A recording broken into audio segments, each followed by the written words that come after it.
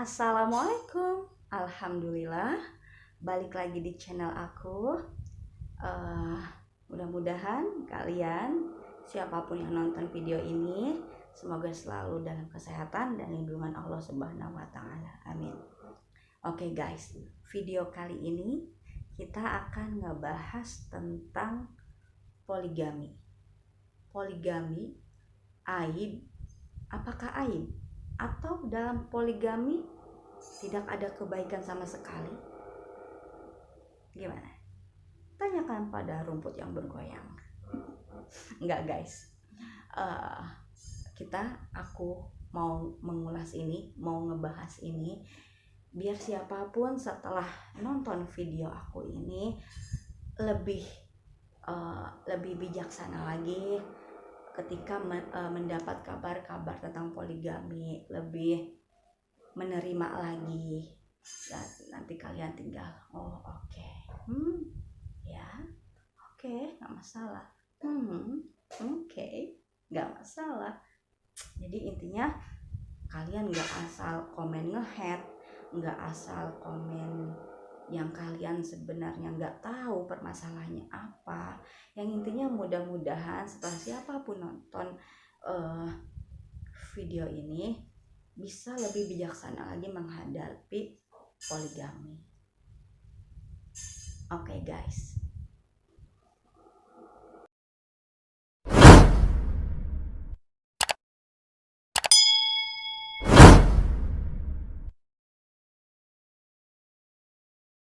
Jadi memang guys, poligami itu pada umumnya itu bukan hal yang wajar, karena wajarnya itu bagi kebanyakan orang laki-laki itu yang menikah dengan satu perempuan. Nah, apalagi orang-orang yang nggak mau menerima adanya atau dibolehkannya poligami di dalam Al-Quran. Wah, itu menjadi momok yang nggak bisa, nggak wajar, nggak bakal diterima gitu loh. Jadi aku tekankan, jadi guys, poligami itu bukan aib, tetapi poligami itu kebenaran. Kenapa kebenaran? Yaitu karena dibolehkan oleh Allah, ada di dalam Al-Quran boleh poligami. Bahkan ada yang bilang itu sunnah, tetapi sunnah yang tidak harus diikuti gitu. Nah, jadi kalau kita gitu kan bisa menerima ayat Al-Quran dengan hati terbuka gitu kan, dengan udah masalahnya ayat Al-Quran ya harus kita terima dengan lillahi ta'ala, pasrah ya, bahwa poligami itu bukan aib, itu sesuatu yang boleh, sesuatu yang diajarkan, sesuatu yang sunnah. Tetapi memang sunnah atau ajaran yang tidak harus diikuti oleh semua laki-laki. Nah, kalaupun ada laki-laki yang berpoligami, ya mungkin dia mampu untuk memberikan keadilan. Nah, mungkin kalau uang sama-sama ngasih nafkah, dia bisa adil. Nah, tetapi kalau perasaan itu nggak akan bisa adil, ya kan? Nah, makanya itu pun bukan kewajiban, itu makanya sunnah tadi dianjurkan, jadi nggak diikutin pun nggak apa-apa. Tetapi kalau misalkan ada laki-laki yang berpoligami, ya silahkan saja, yang penting dia syaratnya tadi bisa berlaku adil. Tapi apa ada manusia yang bisa berlaku adil 100%? Makanya benar-benar adil 50-50 kan nggak mungkin. Makanya ada lagi ulama yang berpendapat bahwa adil itu sesuai porsi, sesuai kebutuhan, seperti itu. Seperti contohnya sesuai adil itu kita membelikan baju untuk anak kita, bisa ada dua, yang satu gemuk, yang satu kurus. Nah, yang kurus ukurannya M misalnya, yang gemuk ukurannya XL. Nah, adil itu sesuai kebutuhan, berarti adil itu bukan harus sama. Yang gemuk diberi ukuran sama bajunya M, atau otomatis nggak muat, ya kan? Nah, jadi adil itu sesuai porsi, sesuai kebutuhan. Nah, itu bisa dijadikan landasan untuk para laki-laki yang mau poligami, ya kan? Jadi ya sah-sah aja, silakan, itu bukan aib. Poligami itu dibenarkan. Sana buat kalian yang tidak menerima poligami, yang nggak harus menghujat, nggak harus mencaci maki, nggak harus menggibahi orang yang poligami, biarkan saja mereka yang menjalani gitu. Kadang uh, uh, kita tuh selalu ikut apa ya, ya intinya jangan jangan ikut campur yang bukan wilayah kita gitu. Kalau kita melihat poligami gitu, di sana dibicarakan, dihujat, ya kita sebagai yang sudah tahu bahwa ada di dalam Al-Quran dan dibolehkan, ya udah, nggak perlu comment head, nggak perlu menghujat si lelaki ataupun perempuan gitu kan. Itu tuh halal gitu loh, nggak apa-apa, halal gitu. Nah, dan itu tadi, jadi semua yang kita lihat, semua yang kita dengar, termasuk berita poligami, yaitu menjadikan kita tuh harusnya sebagai orang yang bisa mengambil hikmah, petik hikmahnya. Nih belakangan kan ada orang-orang terkenal ya, misalnya kayak almarhum Syekh Ali Jaber, Ustaz Jafir Al-Bukhari gitu kan, yang sudah almarhum, terus baru terbuka bahwa mereka melakukan poligami gitu kan. Nah, itu kan sebenarnya cuma berita, kebenaran atau enggaknya ya yang namanya ini yang nggak bisa, nggak jangan kita telan mentah-mentah gitu kan. Kalaupun benar mereka berpoligami, setelah sepeninggalnya ada istri lain gitu kan, ada 2 istri atau 3 istri, ya nggak apa-apa, itu bukan masalah, itu bukan aib. Coba, berarti mereka itu orang-orang yang paham betul masa depan dirinya, yang paham betul keberadaan dirinya.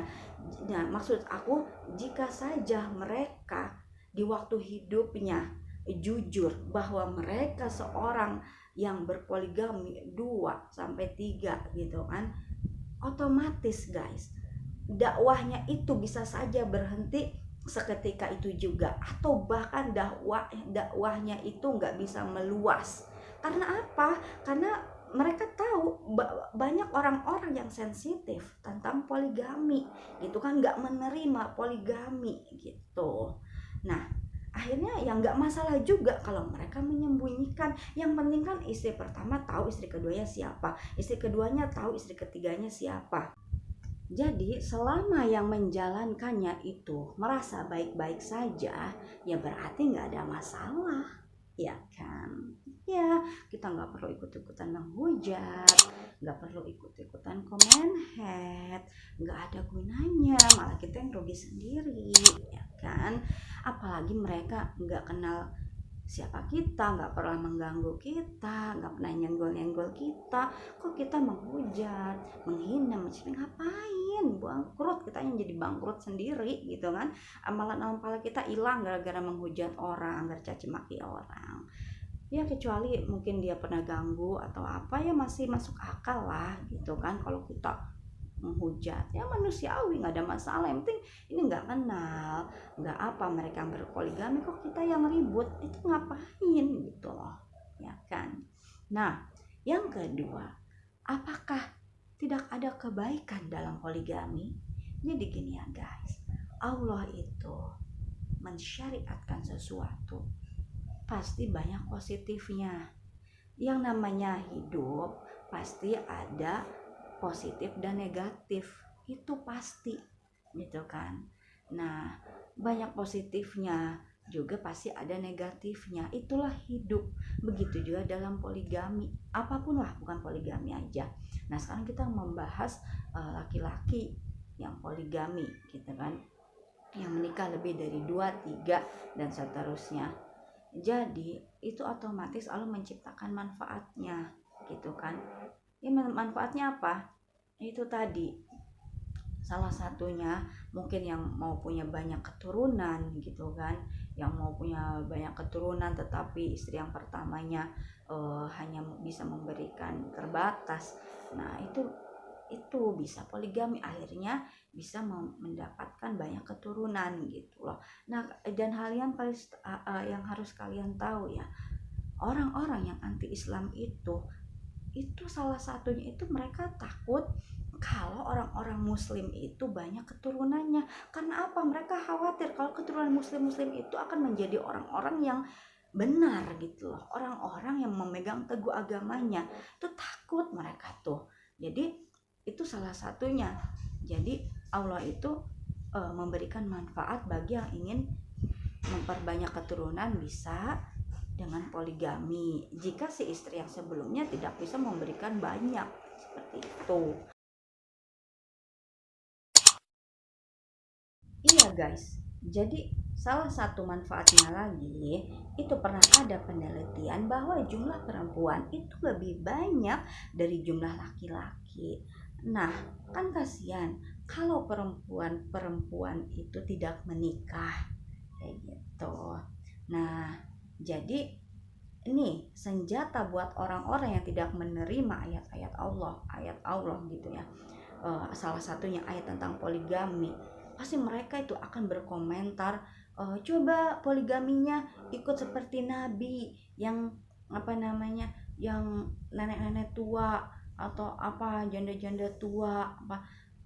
Itulah senjata mereka gitu kan, padahal kan ya itu tadi untuk memberikan keadilan.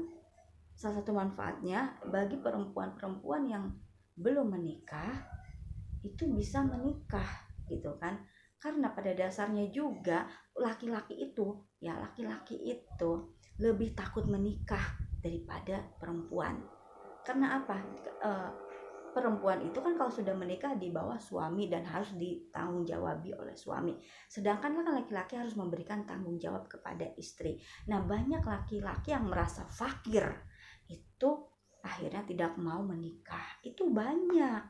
Nah, itu kan udah gitu, udah jumlahnya lebih sedikit dari perempuan. Terus banyak juga yang berpikiran seperti itu, gitu kan. Nah, makanya hanya laki-laki gentleman lah yang mau menikah. Banyak kan laki-laki yang gayanya doang keren gitu kan, tebar pesona, padahal mah takut untuk berkomitmen. Itu kan banyak seperti itu. Nah, itu salah satunya seperti itu kan, kasihan wanita-wanita yang sudah waktunya menikah tetapi tidak eh, apa tidak bisa menikah gitu kan. Nah, kalau mereka memilih jalan poligami ya nggak apa-apa, tapi kalau mereka nggak mau ya juga nggak apa-apa. Ya itu kita membahas manfaat dari poligami seperti itu gitu. Nah, itu banyak manfaatnya. Nah, mudorotnya, nah uh, mudorotnya guys, nah ini dia mudorotnya. Nah, mudorotnya juga harus diperhatikan. Mudorotnya itu guys, itu kalau ada kecemburuan, nah itu mudarat. Dan lebih mudaratnya lagi, ketika poligami terjadi, otomatis si anak yang lebih dulu dari istri pertama otomatis kan punya ibu tiri. Itu kalau si ibu tirinya itu nggak bisa menyayangi anak sebelumnya, wah itu bisa jadi mudorot itu. Nah, itu mudorot poligami. Makanya jangan asal main poligami walaupun dibolehkan, ya kan. Nah, aku tuh teringat banget sama kata bijaknya Agatha Christie. Agatha Christie itu kurang lebih seperti ini kata bijaknya. Laki-laki yang sudah tua dan sepanjang hidupnya setia kepada satu wanita itu seperti barang antik yang bersejarah. Ya, tahu kan barang antik? Ya, barang antik itu ya bukan barang murahan. Banyak kan kolektor banyak barang antik yang yang satu barangnya kecil aja itu harga bisa ratusan juta bahkan miliaran. Nah, itu kata bijaknya Agatha Christie seperti itu guys. Jadi kata bijaknya Agatha Christie tuh, laki-laki yang sudah tua dan hanya setia selama hidupnya dengan satu wanita itu seperti barang antik atau barang bersejarah kan. Jadi jangan main asal poligami gitu guys. Nah apalagi kalau hanya mengira-ngira ya paling enggak dipastikan dulu kita laki-laki itu bisa memberikan kehidupan yang layak, minimal memang nggak diwajibkan harus punya perasaan yang sama satu istri dengan satu istri yang lain gitu kan. Nah tetapi ini menjadi mudorot gitu kan jika ada kecemburuan antara istri satu dengan yang satu juga, atau yang lebih parahnya lagi itu kalau si ibu barunya itu nggak bisa sayang sama anak dari istri yang lain. Wah itu bisa menimbulkan mudorot atau ya yang bisa merusak jiwa siapapun, bisa jiwa anak ya, jiwa istrinya gitu. Nah berarti itu poligaminya gagal seperti itu, gagal. Nah kita lihat, kalau kita lihat almarhum, kalau memang benar mereka berpoligami, Ali Jaber dan almarhum Jeffrey Al-Burhan berpoligami, nah itu mereka dikategorikan poligami mereka itu sukses ya. Satu, mereka bisa menjaga poligaminya dan dakwahnya tetap jalan. Coba kalau mereka terbuka dakwah ketika mereka masih hidup, oh saya berpoligami istri 1, 2, 3 gitu kan, itu dalam sekejap dakwahnya bisa runtuh karena mereka kan dikenal media itu, yang namanya media itu yang meninggikan juga menjatuhkan. Nah sedangkan manusia itu seperti aku atau banyak manusia lainnya itu ya butuh pencerahan, butuh dakwah, butuh panggilan, butuh dicerahkan. Orang-orang mereka itu kan almarhum itu kan orang-orang yang berilmu, berkompeten dalam agama gitu kan, yang harus dan banyak pengalamannya gitu kan, yang harusnya itulah mereka berhasil. Dan jangan pernah menganggap itu aib. Nah, kecuali kalian nggak menerima ayat Al-Quran. Ya, apapun pandangan kalian, yang jelas poligami itu bukan aib, itu kebenaran. Nah, cuman tadi ya guys, kalau ada laki jangan asal main poligami. Itu tadi mudorotnya dipertimbangkan, mudorotnya apalagi ke jiwa anak itu sendiri. Itu kalau sampai menyakiti banyak pihak ya berarti gagal seperti itu. Nah, jadi buat kalian siapapun yang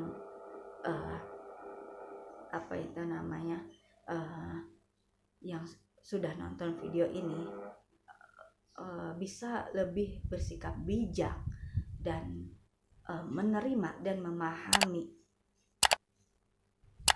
bahwa hal-hal semacam poligami ini tidak perlu diributkan, tidak perlu dianggap aib. Itu bukan aib gitu kan, itu bukan aib, itu kebenaran.